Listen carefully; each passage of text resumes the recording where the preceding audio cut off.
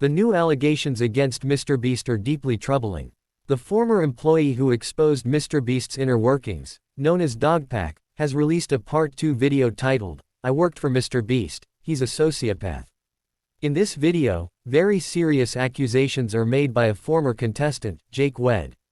Now, a legal disclaimer, none of this is confirmed. This video is covering their allegations, and I'm simply reporting the news. Among the claims is that Jake Weddle was subjected to what he describes as borderline torture during a MrBeast challenge called 100 Days in Solitary Confinement. Weddle alleges he wasn't allowed to see sunlight, had bright studio lights on him 24/7, and was constantly filmed, leading to severe sleep deprivation, a recognized form of torture. He describes the immense pressure to continue the challenge even when he was struggling mentally and physically.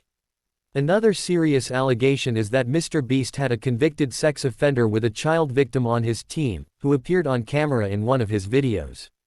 This is shocking, especially given that MrBeast's audience consists largely of children. Dogpack is also working on a Part 3 video, promising to reveal even more disturbing accusations, including potential cover-ups of sexual assault. There are also claims about MrBeast's secret CEO allegedly harassing people to find out what would be revealed in Part 2. Dogpack preemptively shares what Part 3 will cover: serious allegations of sexual misconduct within the company and MrBeast's direct involvement in covering it up during the 100 Boys vs. Girls video. Also, I know MrBeast's secret CEO has been practically like harassing my people on, hey, what's in part 2? What does he know? So I will just tell you, James, what will be in part 3, so you don't have to harass my people. It will be about serious allegations of sexual misconduct in the company and your direct involvement in covering up those crimes. During the 100 Boys vs. Girls video, I have people corroborating the same story that the camera guy who gave the girls a drone was making some girls feel uncomfortable. You trap these girls in a circle and make them sleep on rough turf and get them high on paint fumes, and then you try to f them. Now let's break down Jake Weddle's experience. He explains that the solitary confinement challenge was initially pitched as a luxury vacation, with amenities like a hot tub and ice cream machine. I'm Jake Weddle. If you know me from MrBeast, I'm a deep cut. I'm in a few of the videos, sometimes maybe purposefully kept to the shadows a little bit. I'm in the cutting room floor a lot of the time. Pitch is 100 days in solitary confinement, but don't worry, like you only have to last like 30. We have like a video. They're pitching it like at first it's gonna be like a luxury vacation. You're gonna have like a hot tub and an ice cream machine, and like part of the video is gonna be you deciding like what items am I gonna get rid of, today, and it's like the choice. They were like, it's only gonna be bad for maybe the last like 5 days tops when you have like nothing left. You're the first. It's gonna be like a breeze for most of it. And by the end of it, after 30 days, you're going to get $300,000 because it's $10,000 a day. But he describes the reality as anything but luxurious: horrid conditions on set, a stench from unfiltered hot tub water, and an unbearable smell from the ice cream machine. Weddle says he wasn't allowed to sleep, as the lights were kept on constantly. He now suffers from insomnia, which he believes began during the challenge. He recounts asking if the lights could be turned off at night, only to be told no, as it would ruin the time-lapse shots. I mean, they had just freshly painted the set. You could smell it, which that's probably not good, the smell of fresh paint in your surroundings for the next XYZ time. A hot tub that's not connected to a filtration system. Give it 3 days, it's gonna stink. And the ice cream machine, let's talk about that for a second. The ice cream machine has 2 modes: on, and off, reeking of smelly dairy mildew. So I got to choose which sense was assaulted at a time. I couldn't have all of them good. They weren't turning the lights off. I asked them, I said, can we have nighttime hours? And they said no, because it would f up the time-lapse shots. The time-lapse of what? Me sleeping? Or me not sleeping? Okay, I got no access to sun. I got no access to clock. I don't know, the lights are on me all the time. I wasn't sleeping. I could not sleep, and I have insomnia problems now. But they might have started there. And I go up to my friend, my good friend, and I go. They're not turning the lights off. He goes, what? That's a war crime. We're not allowed to do that to terrorists. Oh, good. 24 hours breaking the Geneva Convention, I guess, is what we're doing. He said, Jimmy said, can you say to the camera how thankful you are that now you can pay back your student loans? It's incredibly distressing to hear this. So, he's suggesting that they nearly subjected him to torture and then asked him to thank the cameras for it. Now, I'm not sure if this technically qualifies as a war crime because that might be a stretch, but either way, it's a terrible thing to do to someone, especially coming from the supposedly kind-hearted figure that Mr. Beast is meant to be, right? If these claims are accurate, it could cause serious issues for Mr. Beast and his entire team. There have been numerous accusations of Mr. Beast using money to pressure people into actions they wouldn't normally consider. Presenting it as a vacation and then flipping it into near torture is just not a good look. At the very least, if they attempt something similar again, there should be oversight by some safety authority or organization. The blatant disregard for the health and safety of participants in these challenges is just absurd at this point. Even with the recent Beast Games allegations, with people claiming injuries, denied medication, and more. You just can't subject people to this kind of stuff and claim it's perfectly okay because they agreed to it. Well, it seems they weren't fully aware of what they were agreeing to, and when you offer life-changing money, it seriously impacts their decision-making. Now, here are some text messages he shared as well. Hope you're doing well, man. That video you uploaded is money. So good. I appreciate. I'm doing better physically. Mentally, I'm still kinda in a place. I still can't sleep. I've slept 5 hours in the past 3 days. Marathon included. I don't know what's wrong with me. Lots of thinking, too much one might say. Hope they're taking care of you where they can. I mean, I was kind of shocked they didn't pay me for the full 25, 30 days. They paid me what I made up to that point.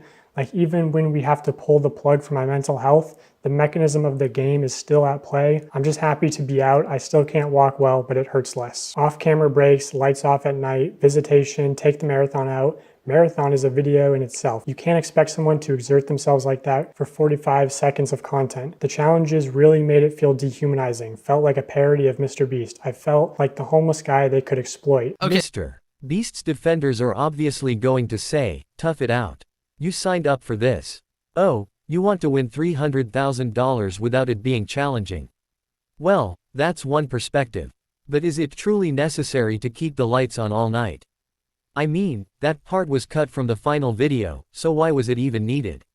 Why push someone who's never run a marathon to keep running until he allegedly gets blisters, with his feet hurting so badly? Is this really about pushing someone for the sake of entertainment? You're gonna run a marathon. You're gonna do 22.6K, whatever it is. And you're gonna do it on that treadmill over there. People who run marathons train forever, and it's still hard. Did you try to say no? Like, did you have a choice or? There was so much pressure to just do it, just do the thing, you know? And if I refuse, it's just, well, that's the whole video. I guess the budget's, so much money up in flames because Jake said he wouldn't want to do the thing. All right, I got off the treadmill. Oh, the blisters I had on my feet were like, you wouldn't believe, just all over, just these big red. I couldn't walk. My muscles were like just the lactic acid. I got off the treadmill, and then the people that came in to like ice my feet, make sure I was good. Then that's when I was like, I'm done. I'm done. I'm out. I'm not sure, but I think there are better ways to go about it. Honestly, I wouldn't mind if he just told everyone, hey guys, let's be transparent. The videos are staged. It's more like a TV show. I'll be turning off the lights at night and giving him breaks. But instead, he seems to have this odd fixation on claiming everything is 100% real and genuine, which ends up hurting people, it seems. In the future, if things are staged, just be upfront so people don't accuse you of lying, and so contestants aren't misled about the challenges. Dogpack also shared an internal document from MrBeast that illustrates the company culture. One of the guidelines says, no doesn't mean no, which is a bizarre phrase to use, though it's not about consent. It's more like, if I ask you to do something, keep trying, even if others resist. No, he could have left at any time. I want to show this segment from an internal document at MrBeast called How to Succeed in MrBeast Production. Specifically on page 19, there's a paragraph called No does not mean no. Already insane, because it seems to be co-opting the popular anti-rape slogan, which is a terrible look given the allegations that are going to be coming out very soon. It reads, when dealing with people outside MrBeast Productions, never take a no at face value. If you need to buy out a store and the local Dollar Tree says no to filming, that doesn't mean much. Talk to other employees, see if they or their kids are fans, speak to their boss, or even have me DM them on Twitter, try their social team too. If every avenue is exhausted and you still get a no, that doesn't mean stop. Try other Dollar Trees, as their managers could be big fans and willing to bend the rules. What I'm conveying is the idea of pushing through no. Don't stop just because one person said no, stop when all possible options are exhausted. This approach can significantly boost your chances of success when producing here.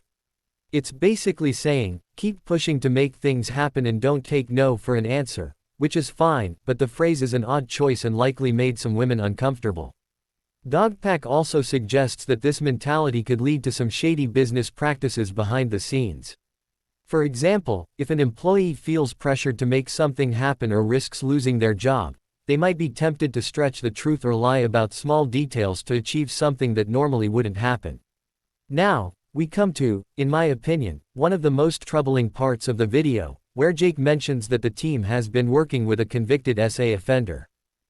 Well, there was a known offender, registered offender, convicted offender, on the registry and everything, who worked there. From what I hear, I can't confirm or deny, from what I hear, he's on the registry for doing some not great stuff to some underage people. And they knew that. And he's working at a channel that has underage people on and around and is targeted to underage people. And they covered up the fact that not only did he work there, but he was like the manager when it all started. Wow, that's absolutely horrifying if it's true. It's giving off vibes similar to Dan Schneider and all the unsettling stuff at Nickelodeon. I mean, how could this even happen? Anyone who has done something like that to a child should never, ever, be allowed near kids or work on a channel with so many young viewers. It's completely unacceptable. I'm really hoping MrBeast wasn't aware of this, but even so, it's still a major issue because it's his responsibility to oversee who's employed under him and within his company. Things get even worse when there's allegedly video footage of this guy in a MrBeast video. He'll be in videos. He'll be in thumbnails. He'll be around. And whenever he is, he's wearing a mask. Why would you wear a mask? Why would you conceal your face? It's like, what are you concealing? That you are a registered offender? And that your face could be looked up on a thing? How much more can you literally cover up a offender? It's like, why do you call him Delaware? I didn't know. Apparently they called him Delaware because he's not allowed to go back to Delaware. What is going on? Why is someone like that just casually appearing in your videos with a mask on? Allegedly, they call this guy Delaware because he's banned from Delaware for his disgusting crimes. That's absolutely insane. Why are people even joking about that? I really hope there's another explanation for that nickname because it sounds terrible. And it actually gets 1,000 times worse because there's a very concerning clip of MrBeast allegedly referring to this man by his disturbing nickname, Delaware, in a video. Credit to Upper Echelon for highlighting this in his video. During the I spent 24 hours straight in Insane Asylum video, in which MrBeast did not spend 24 hours in any such thing himself, Zorro is a main contestant. However, at 9 minutes and 12 seconds, MrBeast himself states, "Don't touch Delaware's cracker," during one of the joking meals that they were given. He's after my hungry. Don't touch Delaware's cracker. Don't touch Delaware's cracker. That simple, innocuous slip presents a very big problem. If Jake Weddle's testimony is accurate, which I believe it is, having compared the height of Delaware, or Zorro, to that of Chandler, as well as eye color, hair color, weight, facial features, etc., it all checks out. If Jake Weddle's testimony is accurate, it means that not only was there a convicted offender working at MrBeast, convicted of explicit acts with a victim under the age of 11, by the way, but his nickname was the state in which those crimes occurred, which MrBeast himself openly used. Also, apparently before this phone conversation got recorded, the person on the other end of the line said that the MrBeast team was actually trying to expunge Delaware's record off the registry. Everyone at your company knows, but somehow you don't know. I think that needs more of an explanation than just saying, I didn't know. Well, how didn't you know? How did this person get into the company and you know, a company that makes content for children and is around children? So yeah, Jimmy, I think we need an explanation from you. Honestly, as the leader, it's your responsibility to ensure nothing like this is happening within your company. I understand it's a massive operation with a lot going on, but this is just ridiculous. First, We had the situation with Ava Chris Tyson, then a slew of other allegations involving legal lotteries, Beast Games, and now something like this. It's deeply concerning for the world's biggest channel to potentially have an offender on their team. I wish it stopped there, but it doesn't. Something else has happened that's making the Beast team look even more guilty. Besides the cease and desist they sent to Dogpack, the Beast team is reportedly going back several years and quietly editing out parts of videos, deleting over 20,000 comments, and purging entire sections of their videos and comment sections to hide anything that could be considered shady, illegal, or controversial. Once again, credit to Upper Echelon for bringing this to light in his video. What he did do is launch another video. This one, the newest one, is about surviving 100 days in a nuclear bunker. This right here is the 36-hour period of time where the comment section of that latest video was scraped repeatedly and archived. Green is the total number of comments posted. Red is the total number of comments allowed to remain on the video actively. Over that one single 36-hour period from August 4th to midway through August 5th, over 26,000 comments were deleted at a consistent rate, as well as in 2 very large major batches. Here's a complete list of the comments, by the way, where you can see things like this, showcasing that all at once, for various keywords and phrases, dozens or even hundreds of comments will disappear in close proximity to each other. For example, comments simply containing the word script were suddenly mass deleted. Comments containing the word fake were mass deleted as well. This right here is a video from 6 years ago where MrBeast decided to tip delivery guys $10,000. But if you scroll down, there's a jump in the most recent comments from 10 days ago to 1 month ago. All comments from the entire month of July were purged from this video. Damn, the Shadman poster is actually there, end quote. MrBeast went back to a video from 6 years ago. He deleted an entire month of comments, as well as stealth-edited a portion of the video out to hide things. Here's a complete list of the edits made to the MrBeast videos over the past couple of months for anyone curious to go look for themselves. This is all the stuff they're trying to hide on a plate for you. That channel, once again, shout out to Hoboon, who is an absolute fiend when it comes to archiving data. As of August 1st, that channel pulled down 4 unlisted videos. These 4, we have them right here. One of them is a fragment of the live stream where the alleged illegal lotteries took place. This one starts right from the beginning with a stone-cold statement by Jimmy that he will be signing the t-shirts, but he'll try to convince his team to sign them as well. They removed a roughly 30-second section where Jimmy says to the camera, "Probably shouldn't break the law because being in jail sucks." And then a part where he asks Chris Tyson, if you were to ever go to jail, what would it be for? Which is an odd thing to go back and edit 6 years later. That's a lot to delete seemingly out of nowhere. Clearly, there's some sort of panic happening at the MrBeast headquarters. I mean, Chucky, a MrBeast employee, recently sent a screenshot to Dramalert showing that his nuclear bunker video had a 99% like ratio, basically claiming there were no negative comments or dislikes at all. Yet, here you are deleting 20,000 comments. That's more than the total comments on my last several videos combined. So, that's a lot of voices being silenced, potentially hundreds of thousands of people. Obviously, something isn't adding up here. The reasonable conclusion is that there were more dislikes than reported, and now you're trying to hide certain videos. I don't even know what else is out there now because you're deleting everything. It's absolutely insane, and as Upper Echelon points out, it could be a cover-up. I'm just dumbfounded by all these allegations. I'm patiently waiting for MrBeast and his team's response to all of this. Hopefully, they can clear something up, but it's looking really bad. Till the next one, I'll see you guys next time. Bye bye.